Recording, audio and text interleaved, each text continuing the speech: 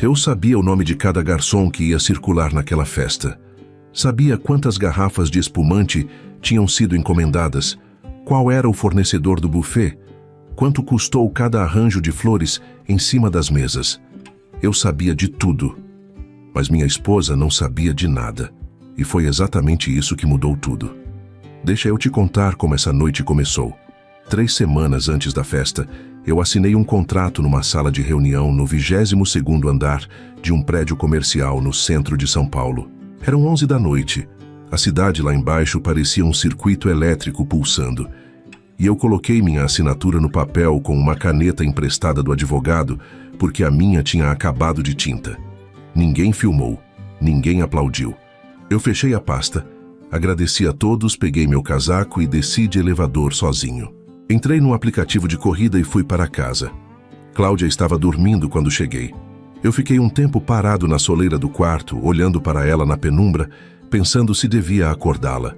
Se devia sentar na beira da cama e dizer: Cláudia, hoje eu comprei uma empresa. Hoje tudo mudou. Mas eu não disse nada. Deslizei para o banheiro escovar os dentes e quando me deitei ela virou de lado e continuou dormindo. Àquela altura do nosso casamento, eu já tinha aprendido que algumas coisas não precisam ser anunciadas. Elas só precisam acontecer. A festa foi marcada para a última sexta-feira do mês. Uma confraternização de integração foi o que a minha nova equipe de comunicação chamou. Eu preferia chamar de apresentação. Era a primeira vez que os funcionários iam me ver como dono. A maioria nem sabia ainda quem era o novo acionista majoritário. A transição tinha sido feita com discrição total, do jeito que eu sempre gostei de trabalhar. Quando contei para a Cláudia que tinha um evento de empresa naquela sexta, ela perguntou se podia me acompanhar. Eu disse que sim. Ela perguntou se ia ter gente importante lá. Eu disse que ia. Ela perguntou o que devia vestir. Eu disse que qualquer coisa que ela escolhesse ia ficar bem. Ela passou os 3 dias seguintes pensando no vestido. Não me entenda mal. Eu amava a Cláudia. Pelo menos amava a versão dela que eu tinha conhecido 6 anos antes, numa fila de banco em Goiânia, ela reclamando do calor e eu sem coragem de falar com ela por 40 minutos até que ela mesma virou e perguntou se eu sabia quanto tempo ainda ia demorar. A gente saiu daquela fila junto e não se separou tão cedo. Mas 6 anos mudam as pessoas. Às vezes, mudam para melhor. Às vezes mudam para mostrar o que sempre esteve lá. Nos últimos 2 anos, eu tinha percebido que Cláudia olhava para o lado com uma frequência que me incomodava. Não era desconfiança barata, não era ciúme sem fundamento. Era uma observação calma de quem convive com alguém e começa a enxergar os padrões. Ela ficava diferente perto de homens bem-sucedidos, mais animada, mais presente. Como se uma versão melhor dela mesma só fosse ativada quando havia dinheiro visível no ambiente. E eu, naquela época, não era visível. Eu era o tipo de homem que as pessoas olhavam e não viam. Roupa simples, jeito tranquilo, sem pressa de impressionar ninguém. Meu pai foi pedreiro em Goiânia por 30 anos e me ensinou que parede boa não precisa de grito, só de massa na medida certa. Eu cresci acreditando nisso. Trabalhei em silêncio por anos. Estudei administração à noite enquanto trabalhava de dia. Guardei dinheiro enquanto outros gastavam. Investi enquanto outros duvidavam. E fui construindo, tijolo por tijolo, uma estrutura que por fora não aparecia muito, mas por dentro estava mais sólida do que qualquer coisa que eu já tinha visto. A empresa que eu comprei tinha 243 funcionários, 3 filiais, faturamento anual que eu não vou mencionar aqui, mas que foi suficiente para o banco me olhar de um jeito diferente quando eu entrei na reunião de crédito. Tinha levado 4 anos para estruturar a operação toda. 4 anos de planilha, de reunião, de proposta recusada, de proposta revisada, de noite mal dormida, de café frio. Cláudia não sabia de nada disso. Não porque eu escondi com malícia, mas porque ela nunca perguntou com interesse real. As conversas sobre trabalho na nossa casa duravam o tempo de um comercial e depois ela mudava de assunto. Na noite da festa, ela ficou 90 minutos se arrumando. Saiu do banheiro com o cabelo preso, um vestido verde escuro que eu nunca tinha visto, perfume forte e aquele sorriso de quem está pronta para causar impressão. Ela estava linda. Eu falei isso para ela. Ela sorriu, olhou para mim uma vez da cabeça aos pés e disse que eu devia ter trocado de sapato. Eu não troquei. A gente desceu, pegou o Uber que eu tinha chamado e durante o trajeto ela ficou no celular enquanto eu olhava pela janela o trânsito de São Paulo numa sexta à noite. Aquelas ruas que eu tinha percorrido durante anos a trabalho, a pé, de metrô, de ônibus, agora passavam pela janela com uma luz diferente. Eu sabia o que estava esperando por mim naquele salão. Ela não fazia a menor ideia. E quando o carro parou na frente do prédio e o manobrista abriu a porta do lado dela primeiro, eu vi Cláudia erguer o queixo, respirar fundo e entrar naquela festa como quem chega para conquistar alguma coisa. Eu entrei atrás dela, em silêncio, como sempre. Só que dessa vez o silêncio era meu e a conquista também. O salão estava exatamente como eu tinha aprovado nas fotos enviadas pela equipe de eventos. Iluminação âmbar nas laterais, mesas redondas com toalha branca, um palco pequeno no fundo com o logo da empresa projetado na parede. Garçons circulando com bandejas de cristal, espumante gelado. Canapés que eu tinha escolhido junto com a assessora de comunicação numa tarde de quarta-feira, que Cláudia achava que eu estava numa reunião comum de trabalho. Eu estava. Só que a reunião era sobre isso. Quando a gente entrou, algumas pessoas me reconheceram de imediato. Diretores que tinham participado do processo de transição, o gerente financeiro que me enviava relatórios desde o mês anterior, a assistente da presidência que já tinha me atendido 3 vezes por videochamada. Eles me cumprimentaram com aquele aperto de mão firme de quem sabe com quem está falando. Eu respondi com calma. Apresentei Cláudia como minha esposa e ela sorriu para cada um deles com a polidez de quem ainda não entendeu o contexto. Ela achou que eram conhecidos meus de trabalho, colegas. Nada além disso. Os primeiros 20 minutos foram tranquilos. A gente ficou junto, ela pegou uma taça de espumante, eu peguei água e ela foi fazendo aquilo que sempre fazia em eventos sociais. Varredura de ambiente. Os olhos dela percorriam o salão com uma eficiência silenciosa, catalogando as pessoas, os trajes, os relógios, o nível de confiança de cada grupo. Era quase involuntário nela. Uma espécie de radar que funcionava sozinho. Foi assim que ela encontrou Hélio.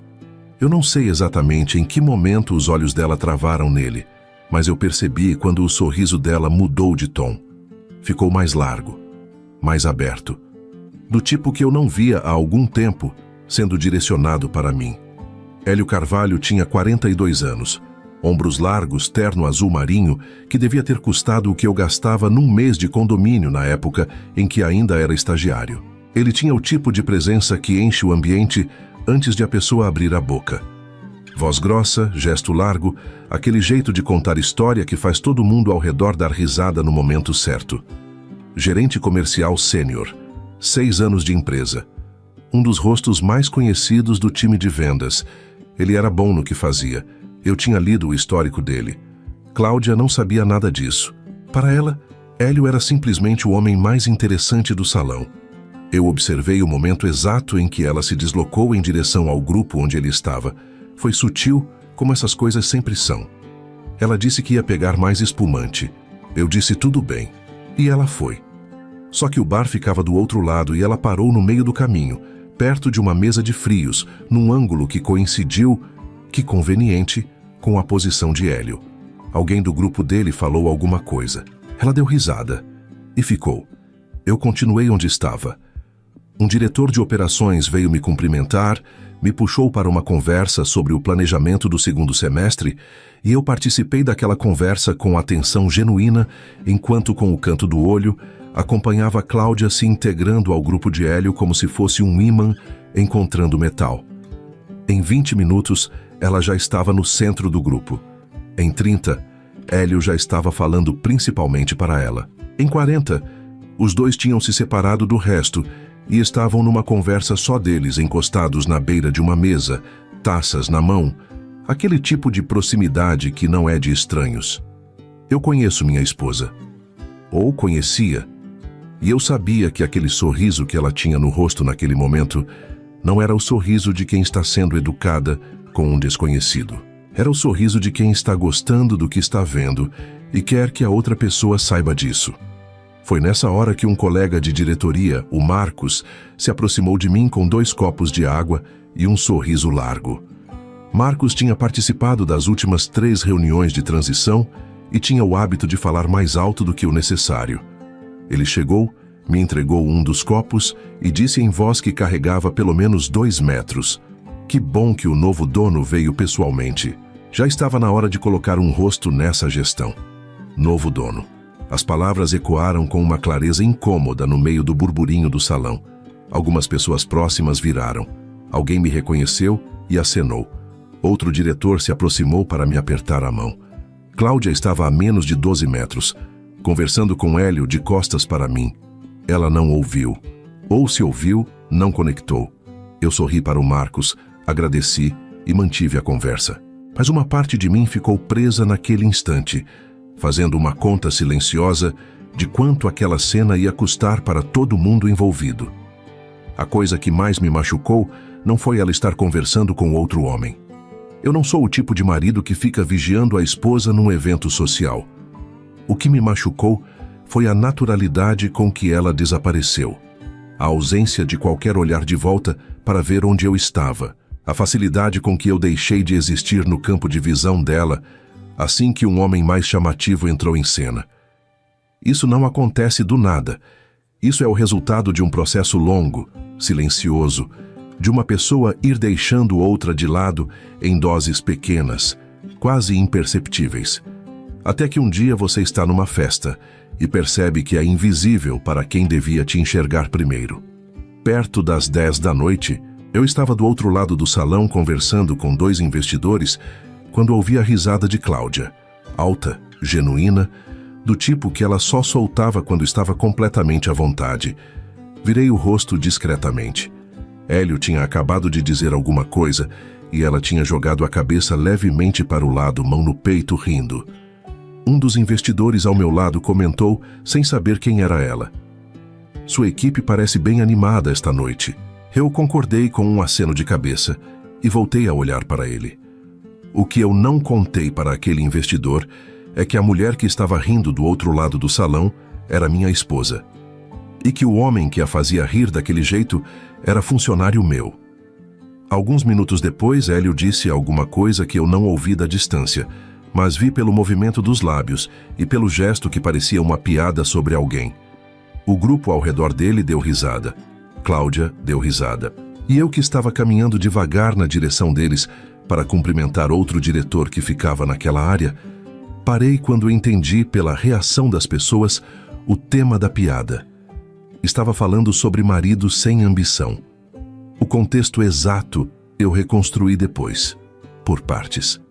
Mas a palavra ambição eu ouvi com clareza porque Hélio tinha o tipo de voz que preenche o ambiente. E eu vi Cláudia levar a taça aos lábios com um sorriso no canto da boca, sem virar para trás, sem verificar se havia alguém por perto que aquela piada pudesse atingir. Eu estava a 8 metros dela.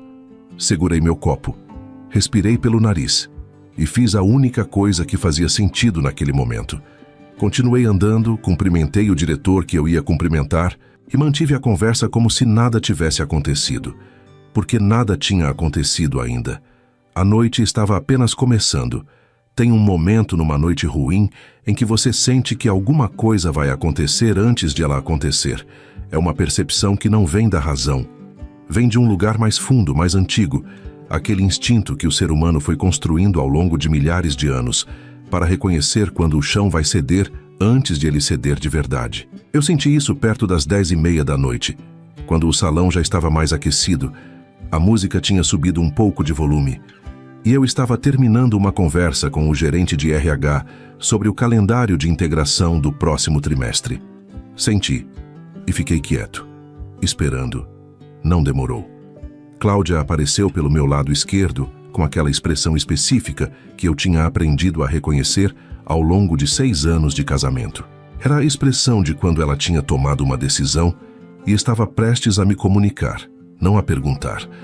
Havia uma diferença sutil entre as duas, mas eu já conhecia as duas de cor. Ela chegou perto, colocou a mão no meu braço por um segundo, o tipo de toque que é mais protocolo do que afeto. E disse em voz baixa que estava com dor de cabeça, que o ambiente estava quente demais, abafado, que o espumante tinha descido mal. Disse que ia embora mais cedo, que eu não precisava me preocupar, que eu ficasse à vontade, que pegasse um aplicativo depois quando quisesse ir embora. Olhei para ela. Ela sustentou o olhar por 2 segundos e então desviou para algum ponto atrás do meu ombro. Eu perguntei, com calma, se ela ia de aplicativo ou se queria que eu chamasse um para ela. Ela disse que não precisava, que já estava resolvido. Já estava resolvido. Eu deixei aquelas 3 palavras pousarem na minha cabeça sem fazer barulho. Não respondi nada além de um aceno. Ela me deu um beijo rápido no rosto. O tipo de beijo que as pessoas dão quando o gesto é necessário, mas a presença já foi embora antes do corpo, e virou de costas. Eu fiquei onde estava. Não por fraqueza, não por resignação. Fiquei porque eu precisava ver. Precisava ter certeza daquilo que eu já sabia, transformar a intuição em fato concreto, porque existe uma diferença entre suspeitar de alguma coisa e testemunhar essa coisa com os próprios olhos. Uma diferença que muda o peso do que vem depois. Então eu fiquei e eu vi. Vi Cláudia atravessar o salão sem olhar para trás uma única vez. Vi ela contornar o grupo que ficava perto da entrada, desviar de um garçom com bandeja e então diminuir o passo quando chegou perto de uma coluna de mármore onde Hélio estava de pé com o celular na mão. Paletó aberto, gravata levemente afrouxada do nó. Eles trocaram 2 palavras. Ela sorriu. Ele sorriu. E então os 2 caminharam juntos em direção ao corredor envidraçado que dava para a saída do prédio. Havia um corredor de vidro ligando o salão de eventos ao saguão principal, e à noite, com a iluminação interna e o escuro lá fora, aquele corredor funcionava quase como um espelho. Eu vi os 2 caminhando lado a lado, os reflexos deles se movendo no vidro, e então a porta automática abrindo e os 2 sumindo do outro lado. Fui até a janela. Lá embaixo, na calçada em frente ao prédio, um carro preto estava parado com o manobrista ao lado da porta traseira. Hélio fez um gesto, e o manobrista abriu a porta. Cláudia entrou primeiro. Hélio entrou depois. A porta fechou. O carro saiu. Eu fiquei olhando até as luzes traseiras do carro doblarem a esquina e desaparecerem. Quanto tempo eu fiquei naquela janela, eu não sei dizer com precisão. Devia ser pouco, porque ninguém se aproximou me perguntando nada, e em eventos assim, qualquer pessoa parada sozinho por tempo demais chama a atenção. Mas internamente, aqueles segundos tiveram uma duração própria, daquelas que não se medem em relógio. Eu pensei em Goiânia, na fila do banco onde eu tinha ficado 40 minutos, sem coragem de falar com ela. No dia em que eu pedi ela em namoro num boteco perto da rodoviária, nervoso, com uma frase que não saiu como eu tinha ensaiado, mas que funcionou assim mesmo. No apartamento pequeno onde a gente morou no começo, sem ar-condicionado, com um ventilador de coluna que fazia barulho a noite toda. Nos planos que a gente fez em cima daquela cama estreita, falando baixo para não acordar o vizinho do lado. Eu pensei em tudo isso na janela, olhando para uma esquina vazia. E depois eu respirei fundo, ajustei o paletó e virei de costas para a janela, porque do outro lado do salão havia 243 funcionários, investidores, diretores e uma empresa que a partir daquela semana era minha. E aquela noite ainda não tinha acabado. Foi quando o Bruno, meu assistente executivo, apareceu no meu campo de visão com aquele andar apressado de quem está carregando informação urgente. Bruno tinha 28 anos, era eficiente como poucos e tinha o dom de aparecer no momento exato sem ser chamado. Ele chegou, baixou um pouco a voz e disse que os 3 investidores do grupo de São José dos Campos estavam esperando uma palavra minha antes de ir embora, que tinham gostado muito do evento e queriam confirmar a reunião da semana seguinte. Eu disse que ia agora. Bruno fez menção de me acompanhar e eu coloquei a mão no ombro dele por um segundo, aquele gesto que dispensa palavras. Ele entendeu e ficou para trás. Atravessei o salão sozinho. Cada passo naquele trajeto tinha um peso diferente dos passos que eu tinha dado até ali naquela noite. Não era raiva, pelo menos não a raiva que explode e faz barulho. Era uma raiva que desce devagar pela garganta e vai se assentando no estômago, fria e quieta, do tipo que dura muito mais do que a que grita. Eu conheço esse tipo de raiva, porque eu cresci ao lado de um pai que a carregou por anos, antes de transformá-la em trabalho e em resultado. Eu herdei essa parte dele. Quando cheguei no grupo dos investidores, um deles estendeu a mão e disse que tinha sido uma noite memorável. Eu apertei a mão dele com firmeza, agradeci a presença e confirmei a reunião para a quarta-feira seguinte. Conversamos por mais uns 15 minutos sobre perspectivas de mercado, expansão regional e o potencial da carteira de clientes que eu tinha herdado com a compra. Em nenhum momento minha voz falhou. Em nenhum momento minha atenção escorregou. Porque é isso que anos de construção silenciosa ensinam. Ensinam a separar o que você sente do que você precisa fazer. Ensinam que o mundo não para enquanto você processa uma dor. Ensinam que às vezes o maior ato de força não é reagir, é continuar. Mais tarde, perto da meia-noite, quando o evento começou a esvaziar e os últimos grupos se despediam, o Bruno me trouxe meu casaco e perguntou se eu precisava de carona. Eu disse que não, que ia de aplicativo. Pedi o carro na calçada, no mesmo ponto onde o manobrante tinha aberto a porta para Cláudia horas antes. Fiquei parado naquele ponto esperando, as mãos no bolso, o ar fresco de São Paulo numa sexta à noite batendo no rosto. O carro chegou. Entrei. Coloquei o cinto. O motorista perguntou se estava tudo bem com o trajeto. Eu disse que estava. Ele colocou o rádio baixo, uma música que eu não reconheci, e a gente seguiu pelo trânsito que ainda existia naquele horário. Eu olhei pela janela durante todo o caminho, sem ver nada de específico, apenas a cidade passando.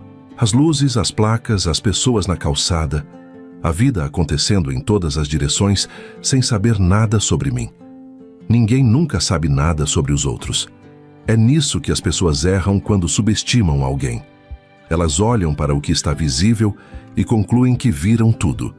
Não levantam a toalha para ver o que está embaixo. Não perguntam o que aquele homem quieto está construindo enquanto você está olhando para outro lado. Cláudia não perguntou. E eu, devo admitir, deixei ela não perguntar por tempo demais. Mas essa parte da história eu ainda estava processando, enquanto o carro dobrava a esquina do meu apartamento e o motorista anunciava que tinha chegado. Eu agradeci, desci e entrei no prédio. A recepcionista da portaria me desejou boa noite. Eu respondi.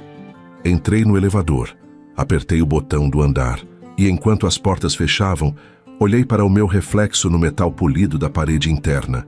O mesmo rosto, o mesmo homem quieto. Só que alguma coisa tinha mudado naquela noite, e os dois sabíamos, eu e meu reflexo, que a partir daquele momento as coisas não iam voltar a ser o que eram. Algumas portas, quando fecham, não abrem mais para a mesma pessoa. Ela ia descobrir isso pela manhã. Se você chegou até aqui nessa história, você já sabe que ainda tem muita coisa para acontecer. Deixa o like nesse vídeo, se inscreve no canal e comenta aqui embaixo o que você teria feito no lugar dele. Compartilha com alguém que precisa ouvir essa história, porque o melhor ainda está por vir. O apartamento estava do jeito que ela tinha deixado. Isso foi a primeira coisa que eu percebi quando abri a porta e acendi a luz do corredor. Existe uma forma específica como um espaço fica quando uma mulher saiu dele com pressa e com intenção de voltar mais tarde. Não é bagunça, é uma presença interrompida. O perfume ainda suspenso no ar pesado e doce, daquele jeito que gruda nas paredes e nas cortinas e fica horas depois que a pessoa foi embora. A bolsa menor dela pendurada na cadeira da sala, a que ela não usou porque trocou por uma clutch para a festa. Um batom sem tampa em cima da bancada do banheiro. O vestido que ela tinha descartado antes de escolher o verde, jogado sobre a cama, com a naturalidade de quem vai voltar para recolher daqui a pouco. Eu fiquei parado na entrada por alguns segundos, só olhando para tudo isso. Depois entrei, tirei o paletó, pendurei no cabide perto da porta como eu sempre fazia, e fui para a cozinha. Abri a geladeira sem saber muito bem o que eu queria. Fiquei olhando para as prateleiras iluminadas por um tempo que não fazia sentido. Fechei sem pegar nada e enchi um copo de água na torneira. Sentei na varanda. São Paulo, à meia-noite, é uma cidade que não para, mas que muda de tom. O trânsito pesado dá lugar a um fluxo mais esparso. As buzinas diminuem e o que fica é uma espécie de zumbido de fundo constante, como se a cidade respirasse de um jeito diferente depois que a maioria das pessoas vai dormir. Eu sempre gostei desse horário. Sempre achei que era o momento em que São Paulo ficava mais honesta, sem a performance do dia, sem a pressa que faz todo mundo fingir que está indo para algum lugar urgente. Naquela noite, eu precisava daquela honestidade. Segurei o copo com as duas mãos e deixei o pensamento ir para onde queria, sem tentar organizar nada. É um exercício que eu aprendi ao longo dos anos, porque sou do tipo de pessoa que, quando tenta controlar o pensamento, acaba engessando a análise. Às vezes é melhor abrir a comporta e deixar a água correr para ver para onde ela vai naturalmente. Ela foi para Goiânia. Não sei por que motivo a memória escolheu aquele ponto específico, mas foi lá que ela foi. Fui para o apartamento de 2 cômodos onde eu morei dos 18 aos 23 anos, no bairro que não era ruim, mas que também não era bom, naquele equilíbrio precário que muita gente de origem simples conhece de perto. Lembrei do colchão no chão nos primeiros meses, porque eu não tinha dinheiro para comprar cama. Da marmita que eu levava para o trabalho, embrulhada em papel alumínio, porque era mais barato do que comprar na rua. Das notas de faculdade que eu estudava depois da meia-noite, com um café que já tinha esfriado. Sentado numa mesa de plástico que balançava, porque um dos pés era menor que os outros. Eu não conto essa história para me fazer de coitado. Conto porque ela explica quem eu me tornei. Quando você passa anos construindo alguma coisa, a partir de quase nada, você desenvolve uma relação diferente com o que você conquista. Não é apego, exatamente. É mais uma consciência do peso real de cada coisa. Você sabe quanto custou cada metro quadrado que você pisou. Você sabe quantas horas de sono você abriu mão para chegar até aquela assinatura no 22º andar. E essa consciência muda a forma como você reage quando alguém trata o que você construiu como se fosse invisível. Cláudia nunca foi pobre. Cresceu numa família de classe média em Goiânia. Pai funcionário público, mãe professora de escola particular, casa própria, carro, viagem no fim do ano. Não era riqueza, mas era estabilidade. O tipo de criação que às vezes não ensina a pessoa a reconhecer o valor do que foi construído com esforço, porque ela nunca precisou construir nada do zero. Eu não culpo ela por isso. A gente não escolhe a família em que nasce, mas a gente escolhe o que faz com o que recebeu. E a gente escolhe como trata as pessoas ao redor. Tomei um gole de água e pensei nos últimos 2 anos. Fui juntando os episódios um por um, com aquela frieza de inventário que você só consegue fazer quando está sozinho de madrugada numa varanda, sem ninguém para responder e sem nada para fingir. Os jantares em que ela ficou mais animada quando chegava alguém com um cargo mais alto. Os comentários sutis sobre o carro que eu dirigia, que era um carro bom, mas não era do tipo que as pessoas notam na rua. A forma como ela descrevia o meu trabalho para os outros, sempre com aquela imprecisão vaga de quem não acha o assunto interessante o suficiente para aprender os detalhes. Não eram brigas, não eram traições confirmadas. Eram sinais, pequenos, consistentes, do tipo que a gente tende a minimizar porque minimizar é mais confortável do que encarar. Eu minimizei por tempo demais. Isso era uma verdade que eu precisava admitir para mim mesmo naquela varanda, sem transformar em drama e sem me absolver completamente. Eu vi os sinais e escolhi acreditar que eram fases, que o casamento tinha ciclos, que as pessoas passam por períodos difíceis e voltam. Eu escolhi continuar construindo em silêncio e acreditar que quando os resultados aparecessem, alguma coisa mudaria entre nós. Os resultados apareceram, e o que mudou foi diferente do que eu esperava. Perto de 1 da manhã, o celular vibrou na mesa de centro dentro do apartamento. Eu ouvi da varanda, mas não me movi para pegar. Deixei vibrar. Depois fez o som de mensagem. Depois silenciou. Entrei alguns minutos depois, peguei o celular, olhei a tela. Era ela. Uma mensagem curta, que dizia que tinha chegado bem, que estava bem, que a gente conversava amanhã. Eu li 2 vezes. Coloquei o celular de volta na mesa sem responder. Não foi um gesto de agressividade. Foi um gesto de honestidade, porque se eu tivesse respondido naquele momento, eu ia escrever coisas que não deviam ser ditas por mensagem de texto às 1 da manhã, coisas que mereciam um espaço diferente, uma conversa real, olho no olho, com as palavras certas e o tempo necessário para cada uma delas. Fui para o quarto. O vestido descartado continuava na cama. Eu peguei, dobrei com cuidado e coloquei na cadeira. Não sei por que fiz isso. Talvez por hábito. Talvez porque mesmo no meio de uma dor dessas, o músculo do cotidiano continua funcionando no automático. Deitei. Fiquei de olho aberto no teto por um tempo que eu não sei calcular. O apartamento fazia os sons que apartamentos fazem à noite, aqueles estalos pequenos de estrutura e encanamento que a gente só ouve quando o ambiente está completamente quieto. Eu ouvi cada um deles. Em algum momento, o pensamento foi mudando de direção. Saiu de Cláudia e foi para a empresa. Para o que estava esperando por mim na segunda-feira de manhã, a primeira semana completa como dono de verdade. As reuniões marcadas, as decisões que precisavam ser tomadas, os ajustes de gestão que eu já tinha mapeado, mas que dependiam de presença física para implementar. Eu pensei no Hélio, pensei na carta de cargos e salários que eu tinha recebido na semana anterior com o nome de todos os gerentes. Hélio Carvalho, gerente comercial sênior, 6 anos de empresa. Histórico sólido de batimento de metas. Um profissional competente trabalhando para um homem que ele não sabia quem era, enquanto saía da festa com a esposa desse homem. Existe uma ironia nessa cena que não precisa de nenhum comentário adicional. Ela se sustenta sozinha. Eu não fui dormir com raiva, fui dormir com clareza. São coisas diferentes, e essa diferença importa. A raiva é quente e cega, e toma decisões ruins. A clareza é fria, e enxerga longe e toma decisões que duram. Eu sempre fui melhor com clareza do que com raiva. Antes de fechar os olhos de vez, pensei numa coisa que meu pai disse uma vez, numa tarde de sábado em Goiânia, enquanto ele misturava cimento num canteiro de obras, e eu ficava do lado olhando como os filhos pequenos fazem.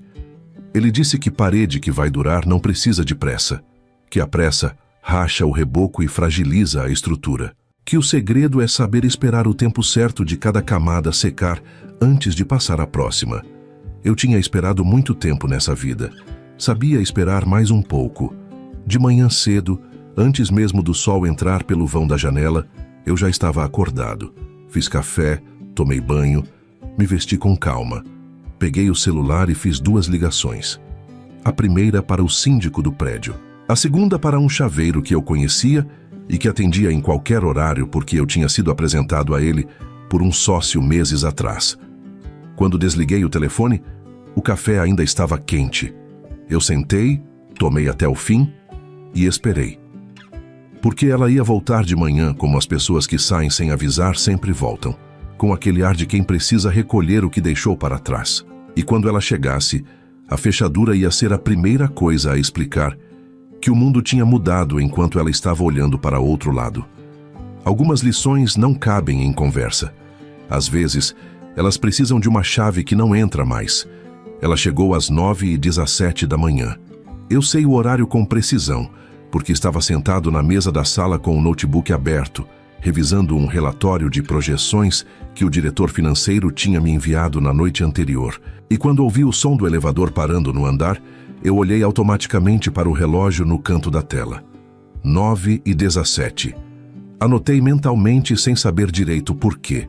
Às vezes, a cabeça registra detalhes que o coração ainda está processando. Ouvi os passos no corredor. Reconheci o ritmo deles, aquela cadência específica que 6 anos de convivência gravam na memória sem pedir permissão. Passos que eu já tinha ouvido chegando tarde de reunião, chegando animada de encontro com amigas, chegando cansada de um dia longo. Passos que eu conhecia como conheço a minha própria respiração. Depois veio o som da chave. O primeiro contato com a fechadura foi normal. Aquele movimento automático de quem chega em casa sem pensar no gesto porque já fez ele centenas de vezes. A chave entrou no buraco, mas não encaixou no miolo. Ela tentou girar. Não girou. Tirou, olhou, colocou de novo. O mesmo resultado. Silêncio do lado de fora por alguns segundos. Eu fechei o notebook com calma. Fiquei sentado mais um momento, as mãos abertas sobre a mesa, respirando no ritmo normal. Então me levantei, fui até a porta e abri por dentro. Ela estava com o casaco do dia anterior no braço, a clutch na mão, o cabelo preso de qualquer jeito, maquiagem que tinha sobrado da noite anterior e que o tempo tinha desmontado levemente nas bordas. Ela olhou para mim com aquela expressão de quem esperava encontrar um ambiente conhecido e encontrou algo que não consegue classificar de imediato. "Bom dia", eu disse. A voz saiu igual a de sempre. Nem fria, nem forçosamente aquecida. Apenas normal, que era o mais difícil de conseguir naquele momento. E que eu consegui porque passei a noite inteira me preparando para aquele segundo, sem saber que estava me preparando. Ela disse bom dia de volta, automaticamente, e então olhou para a porta, para a maçaneta, para a fechadura nova que o chaveiro tinha instalado às 7 da manhã, enquanto ela ainda estava em algum lugar que eu não sabia precisar. Perguntou o que tinha acontecido com a fechadura. Eu disse que tinha trocado. Ela franziu levemente a testa e perguntou por quê. Eu disse com o mesmo tom de antes, sem subir o volume e sem descer, porque a fechadura era minha. Deixei a frase no ar sem complemento, sem explicação, sem o tipo de detalhe que tira o peso de uma afirmação. Porque às vezes a frase certa não precisa de companhia. Ela se sustenta melhor quando está sozinha, quando tem espaço ao redor para a pessoa do outro lado processá-la no tempo dela. Cláudia ficou olhando para mim por alguns segundos, com aquela expressão que eu nunca tinha visto nela antes. Não era raiva ainda. Não era culpa ainda. Era desorientação. A desorientação específica de quem chegou esperando um roteiro e descobriu que o roteiro tinha mudado sem aviso. Ela entrou. Passou por mim, foi até a sala, colocou a clutch e o casaco no sofá e ficou de pé no meio do ambiente, olhando ao redor como se estivesse catalogando se algo mais tinha mudado além da fechadura.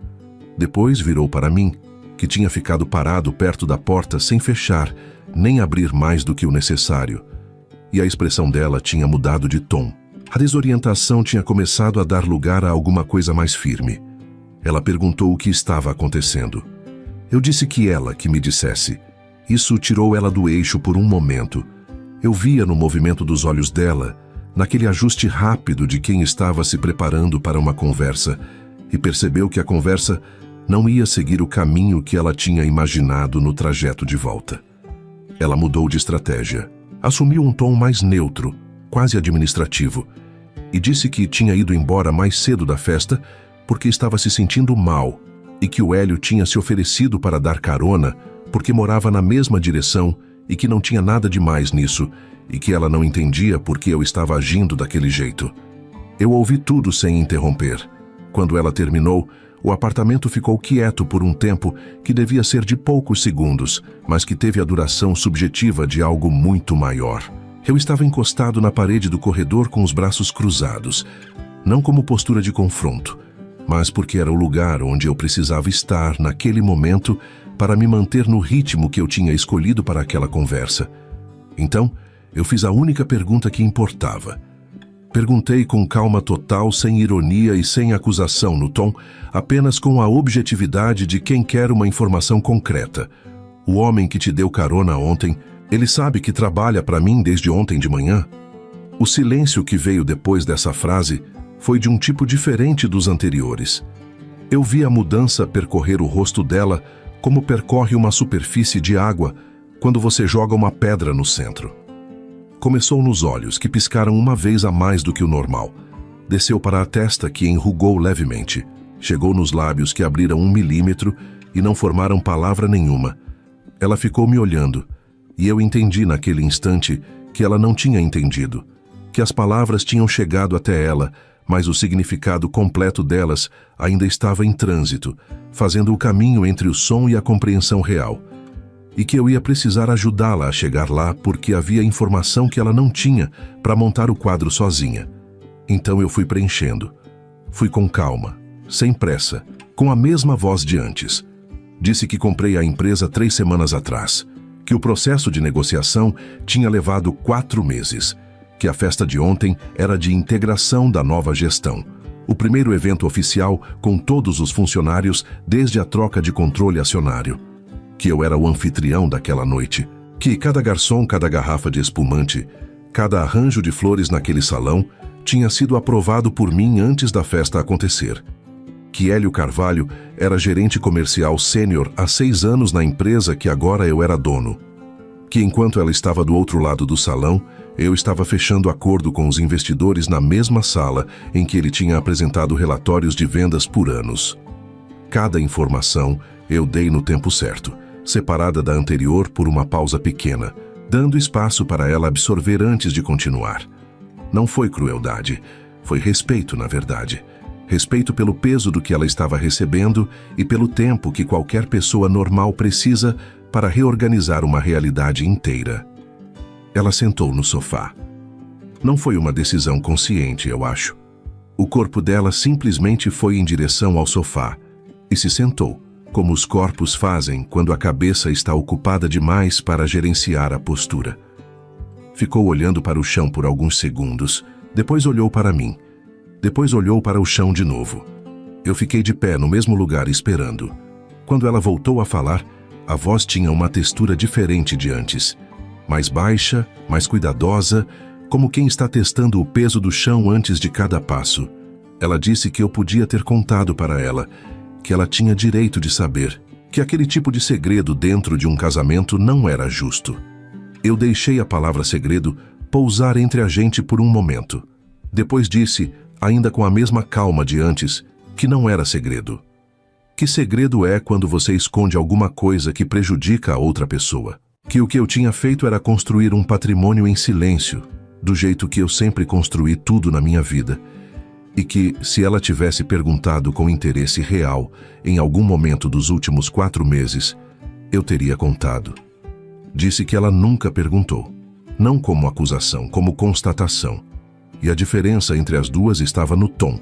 E ela ouviu a diferença porque ficou quieta de um jeito que era diferente do silêncio defensivo de antes. Era um silêncio que reconhece alguma coisa.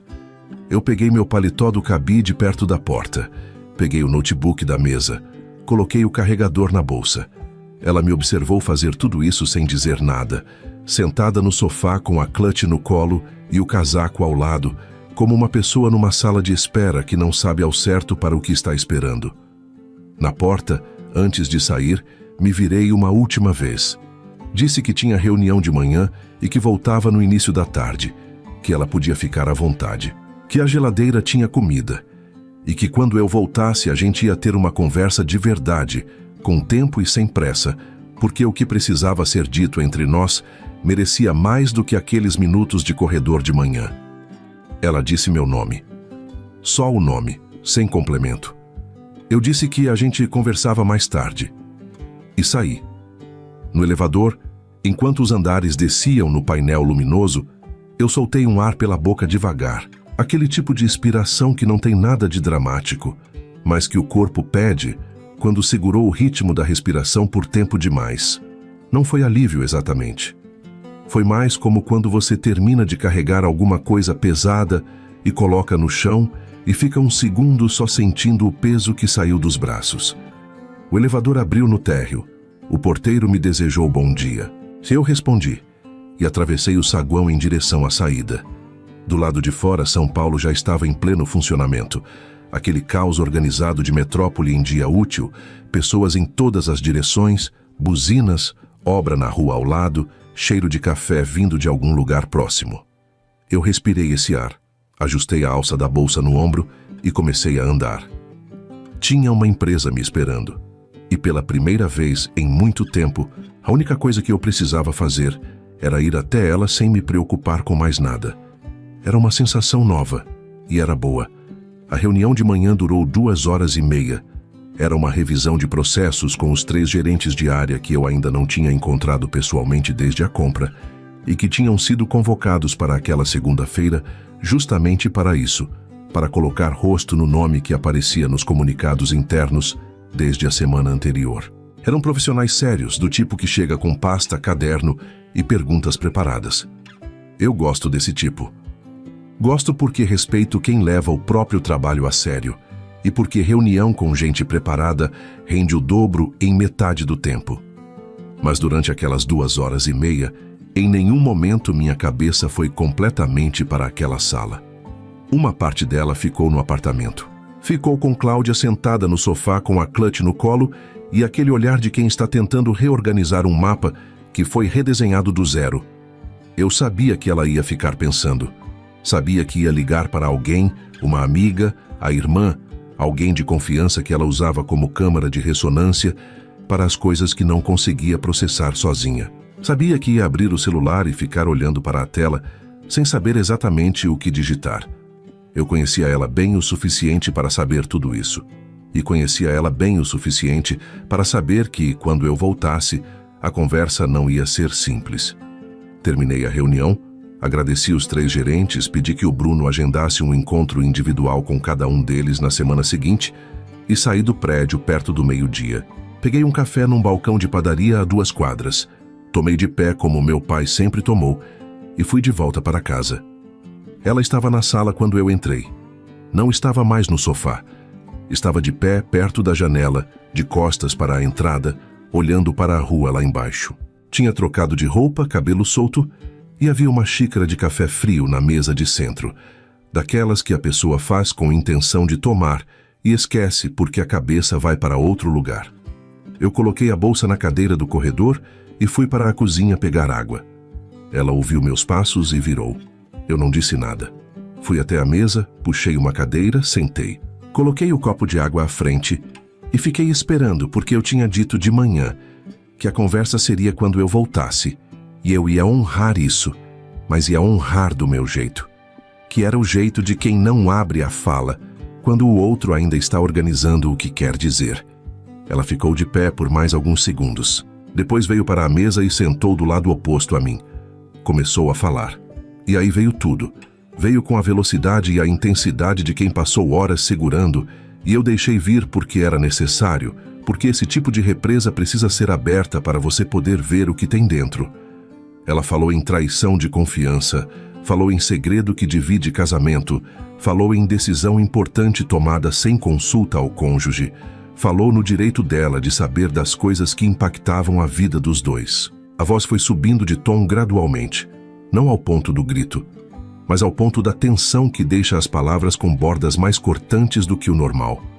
Eu ouvi tudo.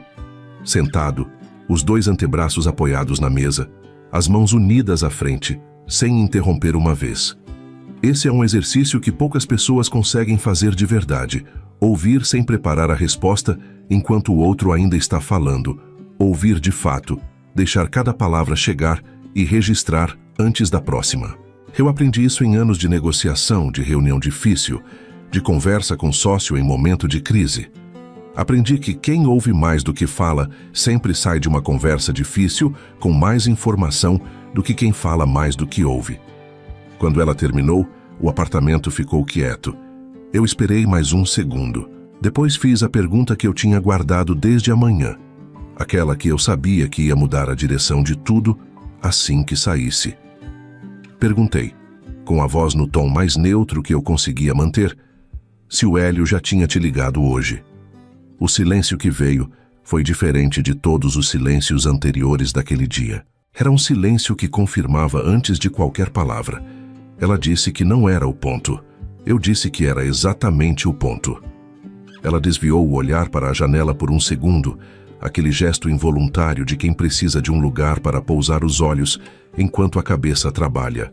Depois voltou para mim e disse que o que aconteceu na festa não tinha sido o que eu estava pensando, que tinha sido apenas uma conversa, que eu estava fazendo uma leitura errada de uma situação que eu nem tinha acompanhado de perto. Eu deixei ela terminar. Depois disse, com calma que eu sentia nos próprios ossos naquele momento, que eu tinha acompanhado cada minuto daquela noite, que eu sabia o horário em que eles tinham se separado do grupo. Sabia o horário em que ela tinha vindo me dizer que estava com dor de cabeça. Sabia o horário em que o carro preto saiu pela esquina com os 2 dentro. E sabia, porque eu conheço o prédio onde aquela festa aconteceu melhor do que qualquer pessoa que estava presente naquela noite, que o trajeto de Hélio não passava nem perto do nosso bairro. Ela ficou olhando para mim. Eu continuei. Disse que Hélio era gerente comercial sênior com 6 anos de empresa, histórico sólido de resultados, e que eu tinha lido o arquivo dele com atenção antes da festa, porque eu leio o arquivo de todos os gerentes antes de qualquer evento de integração. Disse que ele tinha entrado na companhia quando o dono anterior ainda estava no 2º ano de gestão, que tinha construído a carteira de clientes do setor sul durante 3 anos consecutivos, que era, por todos os critérios objetivos, um bom profissional. Fiz uma pausa e disse que enquanto ela estava saindo pela porta envidraçada do salão, com o braço dele nas suas costas, eu estava do outro lado do mesmo andar, fechando um acordo de manutenção de carteira com 2 investidores que eram sócios minoritários do setor que o Hélio gerenciava. Que eu era o chefe do chefe dele. Que a festa daquela noite tinha sido paga com dinheiro meu. Que o espumante que ela tomou, as flores que enfeitavam as mesas, o manobrista que abriu a porta do carro, tudo aquilo tinha saído de uma conta que tinha o meu nome. Eu disse tudo isso com a mesma voz, sem subir um meio tom sequer, sem gestos bruscos, sem o tipo de energia que transforma uma conversa em confronto de vaidade. Não era sobre vaidade, nunca foi. Era sobre clareza. Era sobre 2 pessoas sentadas numa mesa, precisando olhar para a mesma realidade ao mesmo tempo, sem filtro e sem conforto. O rosto dela foi mudando enquanto eu falava. Não foi uma mudança dramática, do tipo que o cinema gosta de mostrar com música de fundo e iluminação específica. Foi uma mudança real que é sempre mais sutil e por isso mais pesada. Foi o tipo de mudança que acontece quando uma pessoa está ouvindo alguma coisa que reorganiza não só a noite anterior, mas uma série de conclusões que ela tinha tirado ao longo de muito mais tempo. Porque o problema não era só aquela noite, e a gente sabia disso. Os 2, sentados naquela mesa com um copo de água entre a gente. Ela disse meu nome. Disse devagar, do jeito que as pessoas dizem o nome de alguém quando querem que esse alguém entenda que o que vem a seguir é diferente do que veio antes. Disse que sabia que tinha errado, que a noite anterior tinha sido um erro de julgamento, que ela não estava bem nos últimos tempos, que tinha se sentido distante, que a vida dos 2 tinha entrado numa rotina que a sufocava e que ela não sabia como conversar sobre isso, e que isso não justificava nada, ela sabia, mas que precisava que eu entendesse o contexto. Eu ouvi. E eu entendi de verdade, porque eu não sou o tipo de homem que nega a complexidade para tornar as coisas mais simples de resolver. Eu sabia que o casamento tinha entrado numa zona de desgaste. Sabia que a gente tinha parado de se ver de um jeito real há algum tempo. Sabia que distância dentro de casa é um dos tipos de distância mais difíceis de medir, porque não tem quilômetro, não tem endereço diferente, só tem 2 corpos no mesmo espaço que foram parando de se encontrar de verdade. Mas saber disso não dissolvia o que eu tinha visto pela janela do corredor envidraçado. Eu disse para ela que entendia o que ela estava descrevendo, que eu também tinha sentido o desgaste, que eu também tinha ficado com coisas não ditas por tempo demais, mas que entender o contexto e aceitar a consequência eram 2 coisas diferentes e que eu ainda estava processando a distância entre as 2. Ela perguntou o que eu queria dizer com isso. Eu disse que não sabia ainda. E foi a resposta mais honesta que eu poderia ter dado naquele momento, porque eu de fato não sabia. Eu sabia o que tinha acontecido. Sabia o que eu tinha sentido. Sabia que alguma coisa tinha mudado de forma irreversível naquela festa, não só entre a gente, mas dentro de mim, na forma como eu enxergava aquele casamento e o lugar que eu ocupava dentro dele. Mas não sabia ainda para onde isso ia, e eu não costumo anunciar destinos que ainda não mapeei. Me levantei, peguei o copo vazio, fui até a cozinha, enchi de água de novo. Fiquei um momento encostado na pia, olhando para o azulejo da parede. Aquele azulejo branco simples, que estava ali desde antes de a gente ter alugado aquele apartamento e que ia continuar ali depois que a gente fosse embora, indiferente a tudo o que tinha sido dito naquele ambiente. Voltei para a sala. Ela ainda estava na cadeira, os olhos levemente avermelhados, as mãos cruzadas em cima da mesa. Eu disse que ia precisar de alguns dias para pensar, que não ia tomar nenhuma decisão com pressa, porque decisão tomada com pressa carrega erro embutido. que ela podia continuar no apartamento e que eu ia dormir no quarto de hóspedes enquanto isso, e que durante esses dias eu pedia que a gente mantivesse respeito mútuo, sem cenas, sem pressão, sem o tipo de conversa circular que não chega a lugar nenhum. Ela concordou em silêncio. Eu fui para o quarto de hóspedes, abri o notebook em cima da cama e voltei para o relatório de projeções que eu tinha interrompido de manhã. A empresa não esperava pelas minhas dores, e eu aprendi cedo que trabalho bem feito é um dos poucos analgésicos que não tem efeito colateral. Então eu trabalhei, por horas. Enquanto do outro lado do corredor, separada por uma parede e por tudo o que aquela manhã tinha colocado entre nós, Cláudia ficou em silêncio com o peso de uma noite que ela provavelmente não tinha imaginado que ia custar tanto. Às vezes, o preço das escolhas não aparece na hora da escolha. Aparece depois, numa chave que não entra mais, numa pergunta feita com calma que não tem resposta fácil, numa mesa de jantar onde 2 copos estão do mesmo lado. Mas as pessoas que deveriam estar juntas estão cada uma no seu silêncio separado. Esse é o tipo de conta que a vida sempre apresenta. A questão é saber se você tem o que pagar quando ela chega. Se essa história está fazendo sentido para você, compartilha agora com alguém que precisa ouvir isso.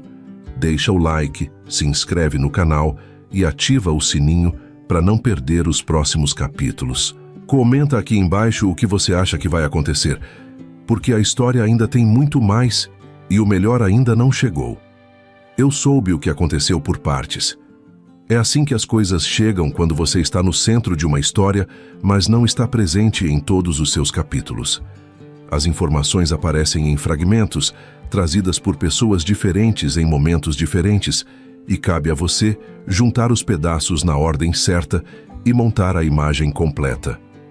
Eu fui juntando ao longo de 3 dias, e quando a imagem ficou completa, eu entendi que a ironia daquela situação era do tipo que a vida reserva para momentos específicos, aqueles em que o universo parece ter planejado cada detalhe com uma precisão que nenhum roteirista conseguiria reproduzir.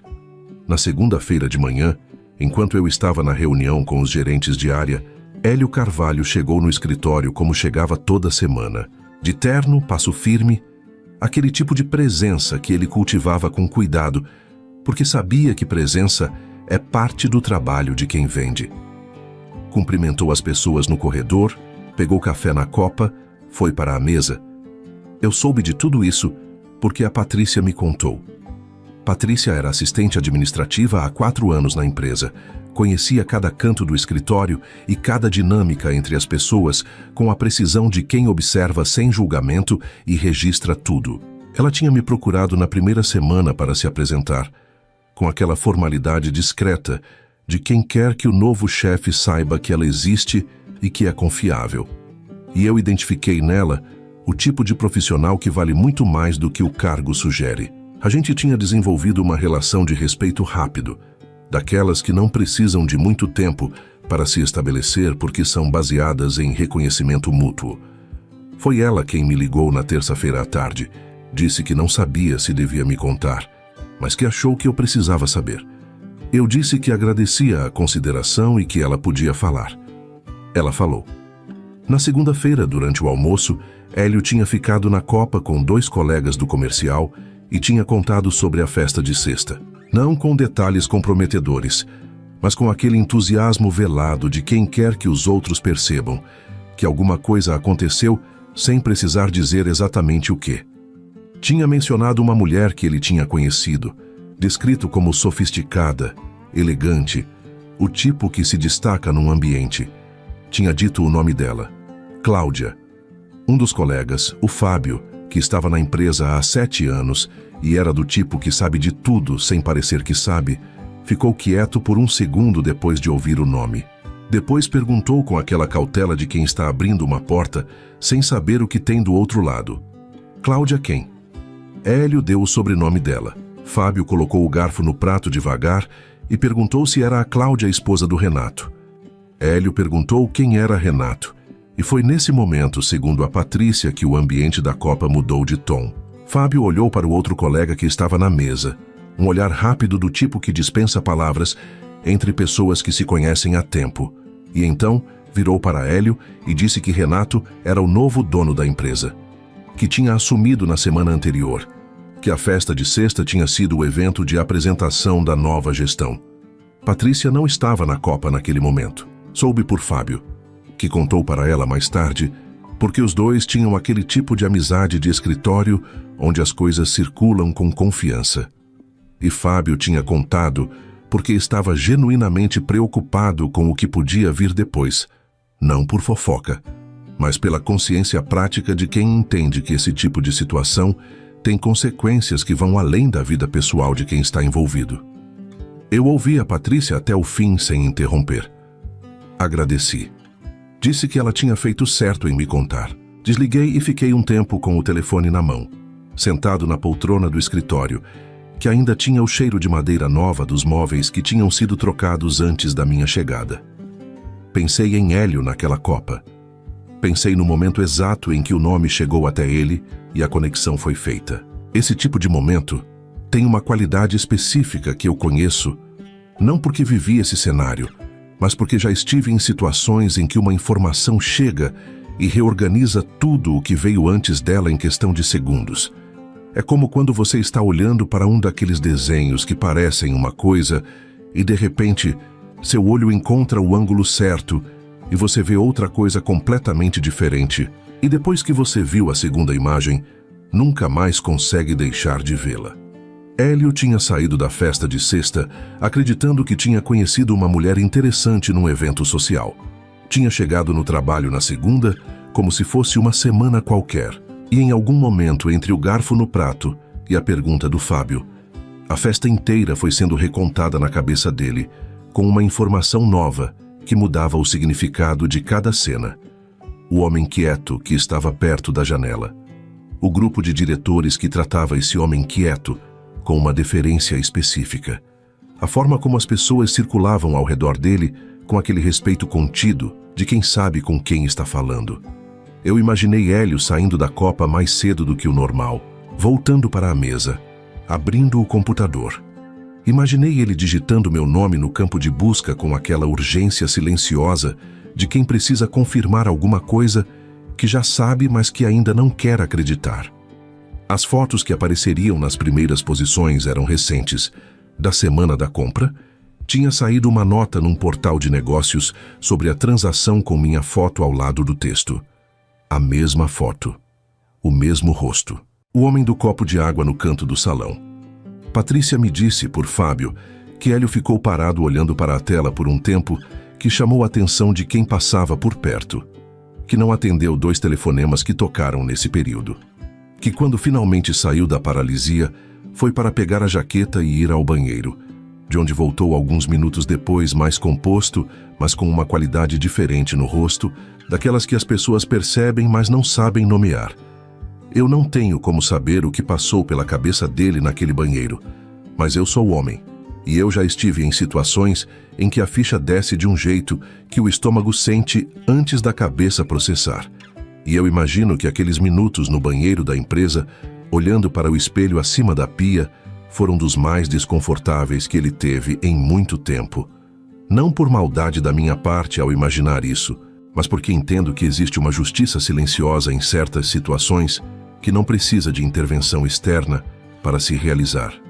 Ela se realiza sozinha, pelo peso natural dos fatos, e o único papel de quem está no centro é não atrapalhar o processo.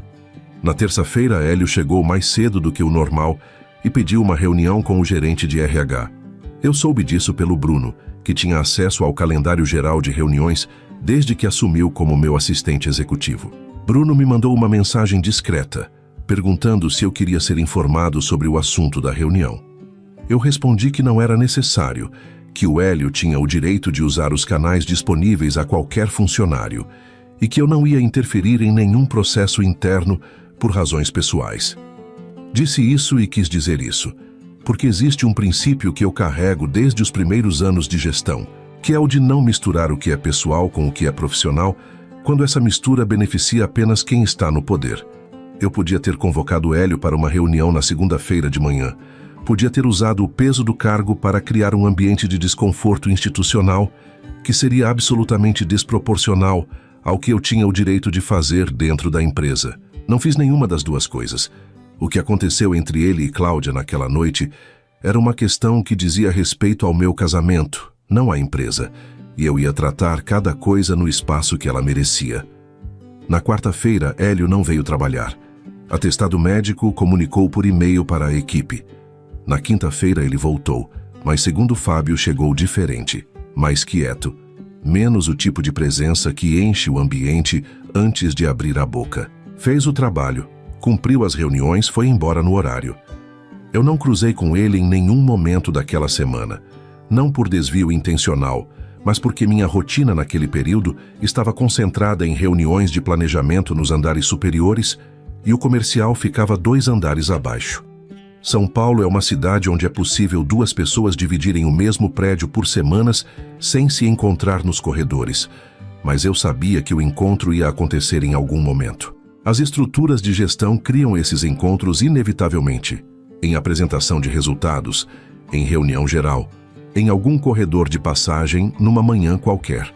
Eu estava preparado para quando isso acontecesse. Não com raiva, não com o tipo de satisfação pequena de quem quer ver o outro desconfortável. Estava preparado com a serenidade de quem processou o que precisava processar e chegou do outro lado com as mãos livres. Porque, no fim, Hélio era um profissional competente que tinha feito uma escolha ruim sem saber o contexto completo. Isso não o absolvia, mas também não o tornava o vilão central daquela história. O centro daquela história tinha outro nome, e eu ainda estava no meio de uma conversa com esse nome que precisava chegar a algum lugar antes que eu pudesse, de fato, virar a página e seguir em frente. Algumas histórias não têm atalho. Elas têm o caminho inteiro para ser percorrido, com cada etapa no seu tempo, cada dor no seu espaço, cada conclusão chegando quando está pronta e não antes. Eu sei percorrer caminhos. Foi o que eu fiz a vida toda. Dizem que o tempo resolve as coisas. Eu nunca acreditei muito nisso. O tempo não resolve nada por conta própria. O tempo apenas cria distância entre você e o que aconteceu. E essa distância, se você souber usá-la, dá espaço para que você mesmo resolva. A diferença é sutil, mas é importante, porque ela coloca a responsabilidade no lugar certo, não no calendário, em você. Nas 2 semanas que se seguiram à conversa na mesa da sala, eu usei o tempo dessa forma, com intenção, com consciência do que eu estava processando e do ritmo que esse processamento precisava ter para chegar a algum lugar real, e não apenas para criar a aparência de resolução que muita gente confunde com resolução de verdade. Cláudia ficou no apartamento. Eu fiquei no quarto de hóspedes. A gente dividia os espaços comuns com aquela polidez cuidadosa de 2 pessoas que se conhecem bem o suficiente para saber onde estão as arestas e que, por acordo tácito, decidem não roçar nelas enquanto o ambiente ainda está sensível. Bom dia de manhã, como foi o dia à noite, obrigado quando um servia água para o outro. A gramática básica da convivência, mantida no limite mínimo necessário para que o apartamento não virasse um campo de tensão permanente. Não era frieza, era respeito pelo processo. E eu acho que ela entendia isso, porque Cláudia, com todos os pontos que eu tinha contra ela naquele momento, nunca foi uma mulher sem inteligência emocional. Ela sabia ler ambiente, sabia quando pressionar e quando recuar. E naquelas 2 semanas, ela recuou, me deu espaço, e não tentou forçar uma conclusão antes do tempo. Isso eu reconhecia nela. E reconhecimento não é perdão, mas também não é indiferença. É só o que é. Ver o outro com clareza, sem inflar e sem diminuir. No trabalho, a vida seguia num ritmo que eu não tinha experimentado em muito tempo. Existe uma diferença concreta entre trabalhar para construir alguma coisa que ainda não é sua e trabalhar numa coisa que já é. A segunda tem um peso diferente em cada decisão, uma presença mais visceral em cada resultado, uma conexão mais direta entre o que você escolhe fazer e o que aparece nos números no fim do mês. Eu tinha passado anos na primeira condição e finalmente estava na segunda. E esse contraste se revelava em detalhes pequenos que o dia a dia ia apresentando. A primeira reunião de resultados que eu presidi foi numa quinta-feira de manhã. Sala grande, mesa comprida, 11 pessoas sentadas com relatórios na frente. Eu na cabeceira. Projeção na parede com os números do mês anterior, que eram os últimos da gestão antiga, e as metas que eu tinha estabelecido para o trimestre corrente. Fui direto, sem o tipo de discurso de posse que eu acho desnecessário e que todo mundo esquece em 48 horas. Falei sobre o que eu enxergava de potencial na operação, onde eu via gordura que precisava ser cortada, onde eu via músculo que estava sendo subutilizado. Falei com os dados na mão porque dado bem apresentado dispensa retórica. No final da reunião, quando as pessoas estavam recolhendo os materiais e as conversas paralelas começavam, o Fábio do comercial ficou para trás, esperou a sala esvaziar e veio até mim. Era a primeira vez que a gente se falava diretamente. Ele disse sem rodeio que tinha ficado satisfeito com o que tinha ouvido, que tinha passado por 3 trocas de gestão naquela empresa e que cada uma tinha chegado com promessa de mudança e entregado continuidade do mesmo erro com nome diferente. Que o que eu tinha apresentado era diferente. Eu agradeci com honestidade. Perguntei o que ele via de errado que eu ainda não tinha enxergado. Ele ficou satisfeito com a pergunta, porque é o tipo de pergunta que poucos donos fazem, e me deu 20 minutos de análise que valeram mais do que 2 relatórios de consultoria. Saí daquela conversa com anotações e com o início de uma relação de trabalho que eu sabia que ia ser útil para os dois. Foi numa tarde dessa mesma semana que o e-mail de Hélio chegou. Eu estava sozinho no escritório, fim de tarde, a cidade lá fora começando a acender as luzes daquele jeito que São Paulo tem de transformar o entardecer numa coisa que parece planejada por alguém.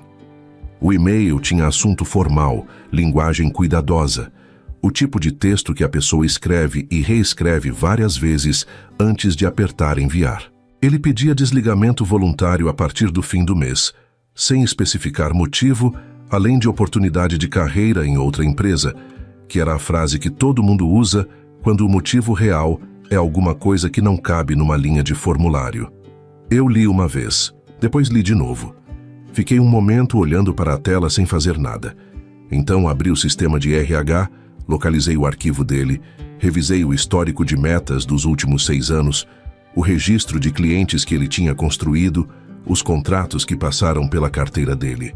Era, por qualquer métrica objetiva que eu aplicasse, um histórico sólido. O tipo de profissional que uma empresa sente quando sai, não de forma dramática, mas naquele vácuo gradual que aparece nos números 2 trimestres depois. Eu teria motivo para segurar, teria argumento técnico, oferta de contraproposta, conversa sobre plano de carreira dentro da nova gestão. Não fiz nada disso. Abri uma resposta, escrevi 3 linhas agradecendo a trajetória, reconhecendo a contribuição, desejando sucesso no próximo passo. Assinei com meu nome. Mandei para o RH providenciar o processo de desligamento dentro dos termos legais, com todos os direitos preservados, sem corte de nada que a lei garantia. Fechei o e-mail. Não foi fácil do jeito que parece quando eu conto assim.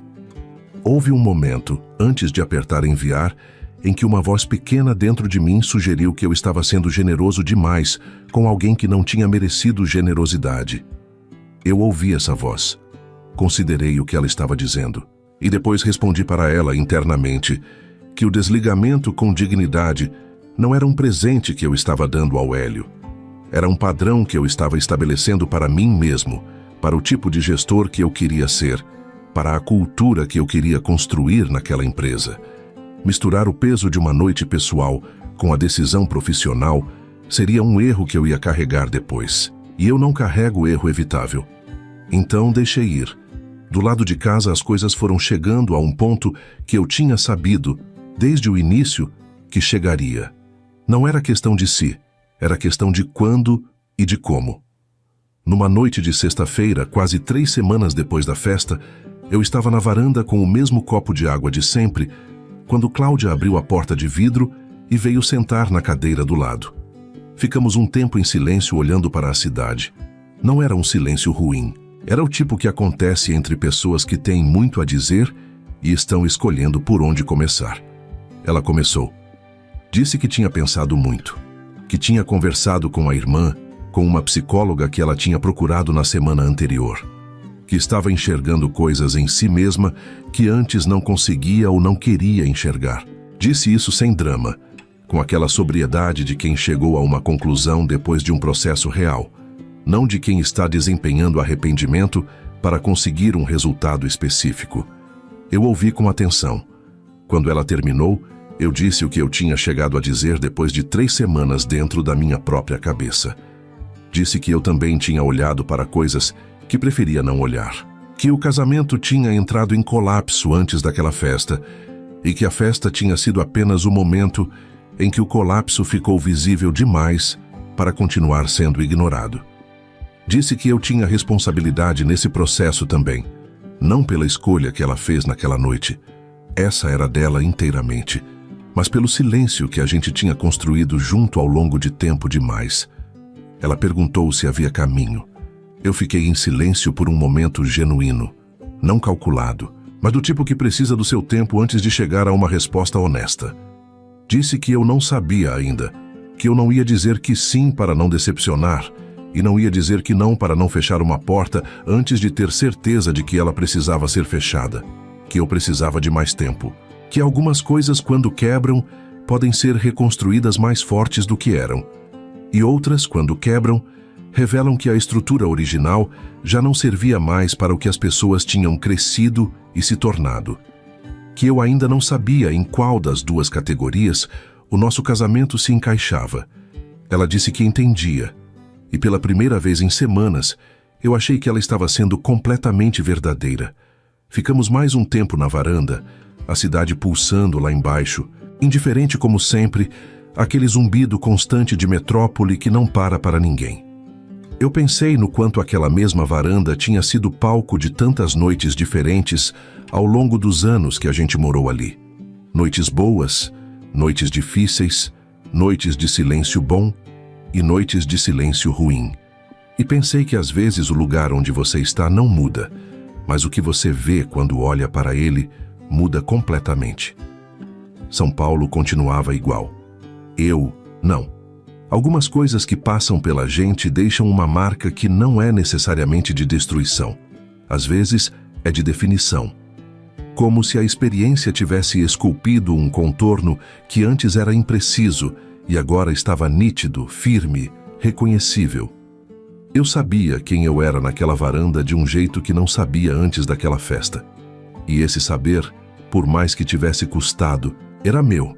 Ninguém tirava mais. Tem uma pergunta que as pessoas fazem quando ouvem uma história como essa.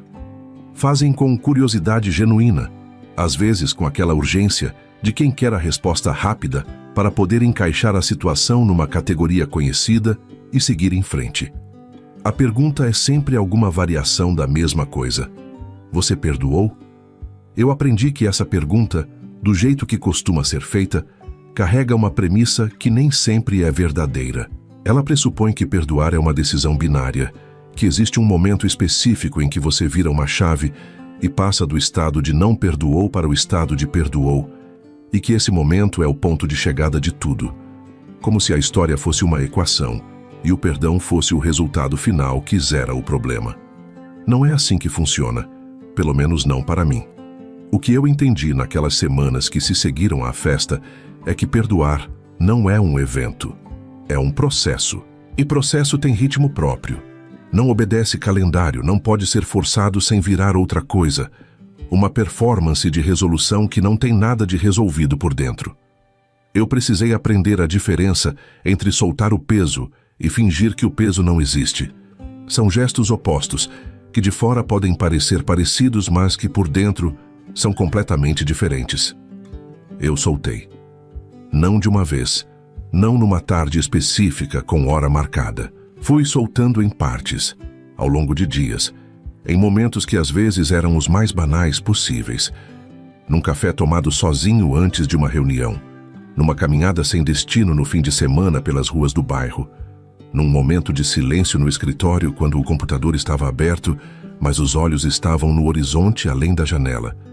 Fui soltando porque carregar custa caro, e eu aprendi cedo que energia gasta com o que já passou é energia que não vai para o que ainda está por vir. Tem uma coisa que ninguém conta sobre os anos de construção silenciosa. Contam sobre o resultado, sobre a chegada, sobre o momento em que o esforço finalmente aparece, na forma de alguma coisa concreta e visível.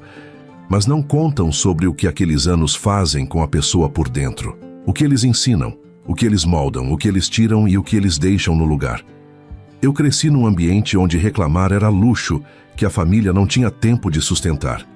Meu pai chegava da obra com o corpo inteiro marcado pelo trabalho, e o que ele fazia era tomar banho, jantar e perguntar como tinha sido meu dia.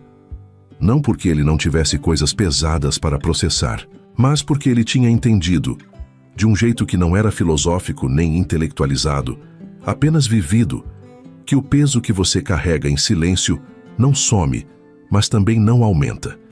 E o peso que você transfere para o ambiente ao redor cresce, contamina e acaba pesando em todo mundo, inclusive em você de volta. Ele me ensinou silêncio como ferramenta, não como resignação.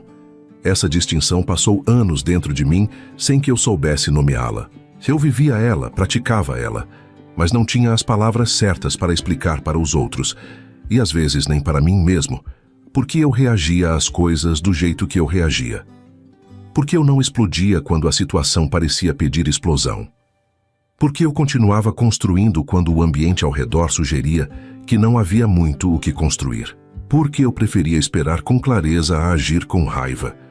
Aquela festa me devolveu essas palavras, num momento em que eu deveria ter me sentido diminuído, no instante exato em que a humilhação estava no seu pico, eu continuei. Atravessei o salão, apertei mãos, fechei acordos, conduzi conversas sobre o futuro de uma empresa que era minha. E no dia seguinte acordei cedo, fiz café e tomei decisões que precisavam ser tomadas sem deixar que a dor da noite anterior embaralhasse o julgamento do dia seguinte. Não foi frieza, foi disciplina. E disciplina, aprendi, é o amor mais duradouro que você pode ter por si mesmo. Mais duradouro que motivação, que entusiasmo, que aquele fogo inicial que todo mundo conhece e que se apaga no primeiro vento contrário. Disciplina é o que fica quando o fogo apagou, e você continua assim mesmo. Pensei muito naquelas semanas sobre a forma como a gente escolhe as pessoas para caminhar junto.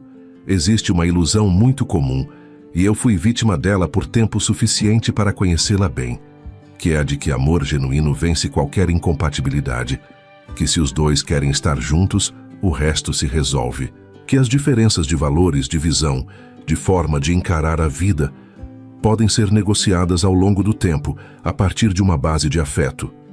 Às vezes, sim. Às vezes o afeto é forte o suficiente e as pessoas são flexíveis o suficiente, e a vontade de construir algo junto supera o que os separa. Mas às vezes não. Às vezes o que separa as pessoas não é desentendimento, é direção. É o fato de que dois seres humanos, por mais que se gostem genuinamente, estão indo para lugares diferentes, e nenhum dos dois consegue mudar a própria rota sem abrir mão de quem é. Eu fui percebendo naquelas semanas de varanda e silêncio e café tomado sozinho, que o problema entre mim e Cláudia não tinha começado naquela festa. Tinha começado muito antes, naquele ponto em que a gente foi crescendo em direções que se afastaram devagar, tão devagar que a gente não percebeu até que a distância era grande demais para atravessar a nado. Ela queria um tipo de vida que eu nunca ia ser o caminho mais curto para chegar. Não porque eu não tinha condição, mas porque minha condição chegou de um jeito que ela nunca aprendeu a reconhecer. Embrulhada em silêncio, em paciência, em anos de construção invisível que não tinha a estética do sucesso que ela conseguia ver. E eu queria um tipo de companhia que ela talvez não soubesse dar, não por má vontade, mas porque a gente precisa ter aprendido a ficar perto de alguém nos momentos em que esse alguém não tem nada para mostrar. E isso é um aprendizado que a vida ensina de formas diferentes para pessoas diferentes, e nem todo mundo passa por essa aula. Não era culpa de nenhum dos dois, exatamente. Era apenas a constatação honesta de dois caminhos que tinham se cruzado por um tempo e depois seguido em frente separados. Tem gente que ouve isso e acha que é frio demais. Que história de casal deveria ter mais chamas, mais drama, mais aquela intensidade que faz a dor parecer maior do que é, para que a resolução também pareça maior? Eu nunca fui esse tipo. Prefiro a temperatura certa à temperatura dramática. Prefiro entender a sentir sem entender. Prefiro chegar do outro lado com o julgamento intacto, mesmo que o coração tenha que passar por um processo mais longo para acompanhar. O que eu aprendi de mais concreto naquele período foi uma coisa que parece simples quando você fala, mas que é difícil de incorporar de verdade, que o valor de uma pessoa não é determinado por quem a reconhece. Eu existia antes de Cláudia me olhar. Eu existia quando ela olhou para o lado. Eu existia quando a chave não abriu mais. E eu ia continuar existindo, com o mesmo valor, com a mesma construção, com o mesmo silêncio produtivo, que foi o meu jeito de estar no mundo desde que eu me entendo por gente, independente de quem estivesse ou não estivesse do meu lado para testemunhar. Isso não é arrogância. É o tipo de firmeza que a pessoa desenvolve quando passa anos sendo o único a acreditar no que está fazendo antes que o resultado apareça para convencer os outros. Você aprende a não precisar de plateia. A plateia é bem-vinda quando chega. Mas você não para de construir quando ela não está. Pensei no meu pai naquele período mais do que de costume. Nas tardes de sábado em Goiânia, no cheiro de cimento, na parede que ele construía centímetro a centímetro sem pressa e sem plateia, apenas com a consciência do pedreiro bom, de que a qualidade do que você faz não depende de quantas pessoas estão olhando enquanto você faz. Ele nunca foi rico, mas tudo que ele construiu ficou de pé. Eu quero ser esse tipo de coisa. O tipo que fica de pé. E naquelas semanas eu entendi que ficar de pé não tem a ver com não cair. Tem a ver com o que você faz depois que caiu. Com a qualidade da decisão que você toma quando o chão ainda está instável. Com a capacidade de olhar para uma situação que te derrubou e perguntar, não por que isso aconteceu comigo, mas o que eu faço agora que isso aconteceu. Eu sabia o que fazer. Sempre soube. Só precisava de silêncio suficiente para ouvir o que eu já sabia. E o silêncio eu sempre tive. Se essa história tocou você de algum jeito, compartilhe agora com alguém que está passando por algo parecido ou que precisa ouvir isso hoje. Deixa o seu like, se inscreve no canal e ativa o sininho para não perder o próximo capítulo. Comenta aqui embaixo uma coisa que você aprendeu nas suas próprias dificuldades, porque às vezes o comentário de uma pessoa é exatamente o que outra pessoa precisava ler. A história ainda não acabou, e o último capítulo tem uma virada que você não está esperando. Eu não acredito em coincidência. Acredito em estrutura.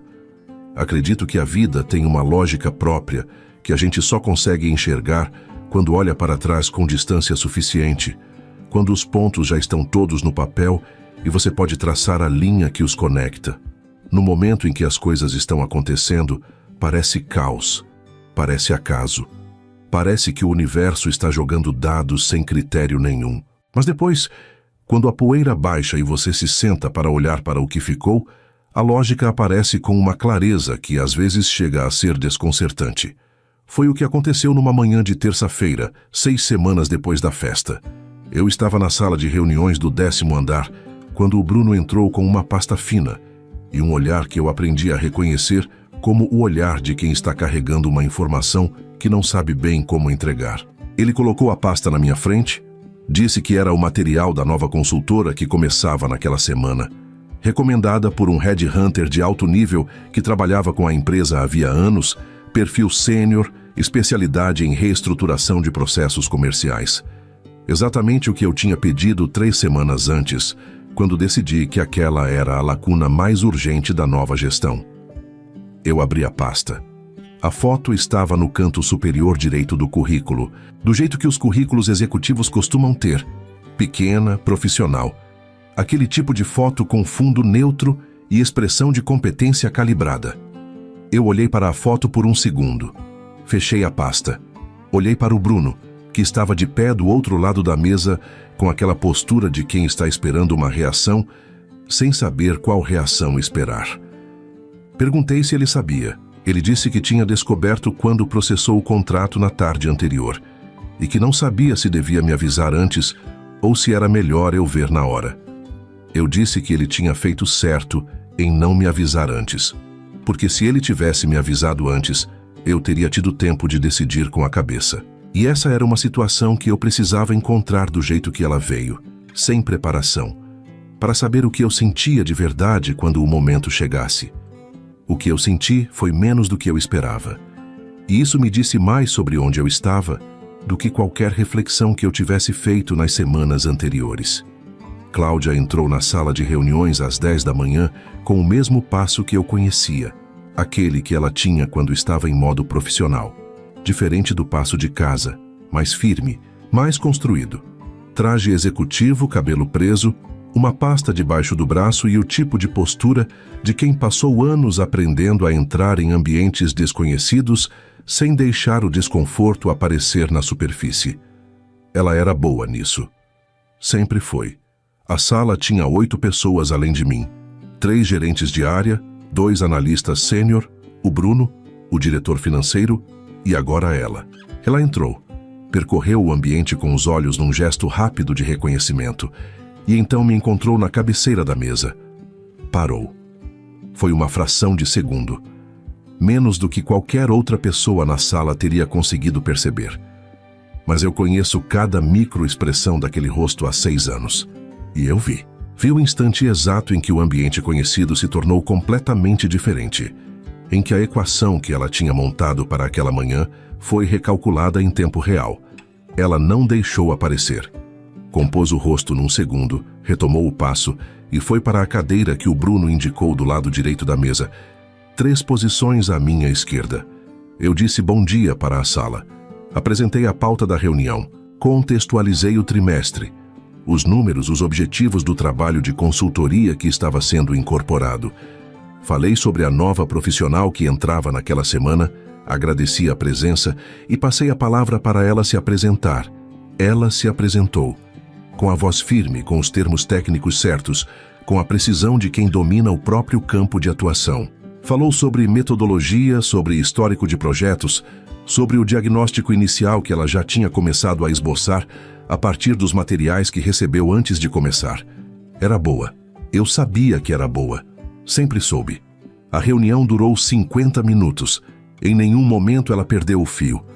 Em nenhum momento a voz falhou ou o olhar desviou de forma que chamasse atenção. Ela foi profissional do início ao fim, do jeito que eu esperava, porque Cláudia nunca foi incompetente. Esse nunca foi o problema entre a gente. Quando a reunião terminou e as pessoas começaram a sair, ela ficou organizando os papéis na pasta, devagar, com aquela atenção excessiva a um detalhe pequeno que as pessoas dão quando estão usando a atividade das mãos para segurar alguma coisa que está acontecendo dentro. Os outros saíram. Ficamos nós 2 na sala. Eu continuei sentado na cabeceira. Ela continuou de pé, a pasta fechada à frente, e então me olhou com aquela clareza direta que eu sempre admirei nela mesmo quando ela me frustrava em outras coisas. Disse que não sabia que era minha empresa. Eu disse que sabia que ela não sabia. Ela perguntou se eu ia pedir para ela ir embora. Eu fiquei um momento em silêncio, não para criar efeito, mas porque a resposta precisava do seu tempo para chegar da forma certa. Então disse que não, que ela tinha sido contratada por competência, por um processo que não tinha passado por mim diretamente, e que eu não ia desfazer uma decisão técnica correta por uma razão pessoal. Que o trabalho era dela se ela quisesse. Que eu ia ser o mesmo tipo de gestor para ela que seria para qualquer outro profissional naquela empresa. Ela disse meu nome, do mesmo jeito que tinha dito naquela manhã da chave, com o peso de tudo que cabia dentro de 2 sílabas quando 2 pessoas têm história suficiente. Eu disse que a gente tinha se separado formalmente 2 semanas antes, que os papéis tinham sido assinados na presença dos advogados, sem briga, sem cena, sem o tipo de fim que deixa queimado em todo mundo ao redor, que eu não guardava rancor, que eu tinha chegado a uma paz com o que tinha acontecido que era genuína, não performática, e que essa paz incluía poder estar no mesmo ambiente profissional sem que isso fosse um problema para nenhum dos 2, desde que ela também chegasse a esse lugar. Ela ficou me olhando por um momento longo. Depois disse que achava que conseguia. Eu disse que então estava resolvido.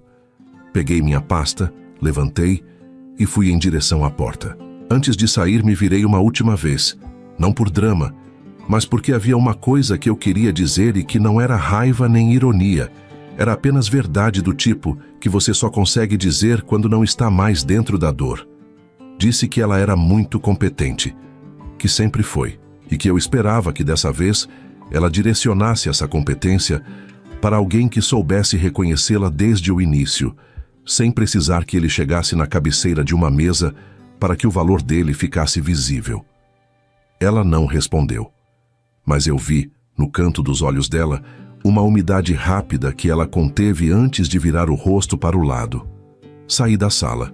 O corredor estava movimentado, aquele fluxo de início de manhã, com pessoas em direções diferentes, computadores abrindo, telefones tocando, a engrenagem de uma empresa funcionando com aquele ritmo constante que não para ninguém, e que eu aprendi a amar exatamente por isso.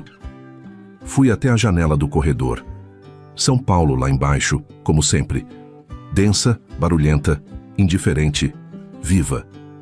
Eu pensei no filho do pedreiro de Goiânia que tinha chegado até aquele andar. Pensei nas marmitas frias, nas noites de estudo, nas propostas recusadas, nos anos em que ninguém olhava e eu continuava assim mesmo. Pensei no salão da festa com as luzes âmbar e o espumante gelado. E a minha assinatura num contrato numa sala fria de escritório às 11 da noite. Pensei em tudo isso por menos de 1 minuto. Depois virei de costas para a janela. Tinha trabalho esperando. E eu nunca fui do tipo que fica olhando para onde veio quando tem tanto ainda por onde ir. O homem quieto continuou. Como sempre, vai continuar.